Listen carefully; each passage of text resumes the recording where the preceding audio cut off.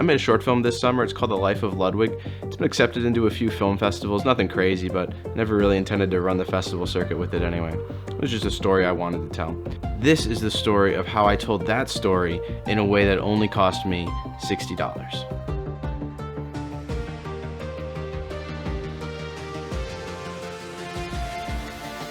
It all starts with an idea. The importance of this particular idea to this film is that it had a certain element to it that was unusual. It would make the movie magical and memorable for the audience. It wasn't just the same thing that people have seen a million times. What made this film different was the main character, a little blue monster named Ludwig. This aspect of the script is what I decided to spend money on because this is really what mattered most to the film. When I sat down to write, I just let loose. I didn't think about any of the technical sides of producing this film. I just let the creativity flow. This is a good thing and a bad thing. Good because you get the best story this way. Bad because I usually end up writing a story way over my production budget. So I always double back and do a realistically pass. This is when I rewrite scenes or change locations so that the film is producible within my budget. It is a really painful process as a writer, but it is necessary. Once I finish the realistic script, I set to storyboarding it. This saves me a ton of time because I can pre-select character blocking and shot compositions. It's sort of like reshooting before principal shooting, if that makes sense. I can make my mistakes on the paper so I don't have to get a bunch of other people back and reshoot stuff. It's very advantageous. Whenever you're filming on low or no budget, there's always going to be something that you have to compromise on. It's just inevitable.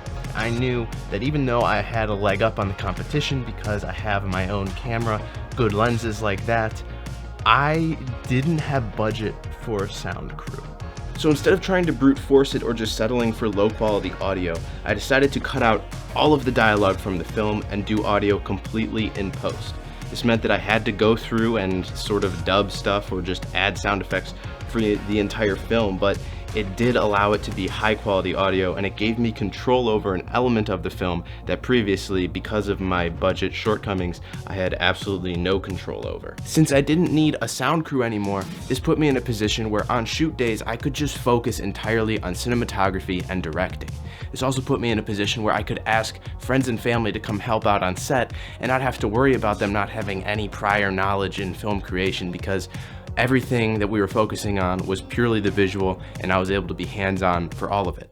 The shoot days did go quite smoothly and this was all due to extensive planning. I planned every single day down to the minute.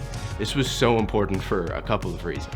First, I was using natural light, so from the cinematography department, I needed to plan for the location of the sun.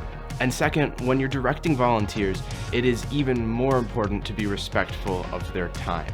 You gotta wrap when you tell them that you're gonna wrap, or even before. All of these things came together, the shoot days went super smoothly, everyone was happy, but while those shoot days were super fast paced, once I got it into the edit, I decided to take my time. Not rushing the edit was crucial because unlike other parts of this production, I had as much time to spend on the edit as I wanted. I spent days getting all of the cuts exactly where I wanted them, getting all the transitions as smooth as possible, the special effects, I polished them up, and all of the audio that I had to put in, well, I made sure that it was synced properly and all of it was high quality, crisp, and clean. This was hard because I didn't use any of the on-set audio, but having that audio, even though it was terrible as a reference, did aid in making the final product seem realistic. In the end, I came away with a film that I am proud to put my name on, and I hope that people have enjoyed.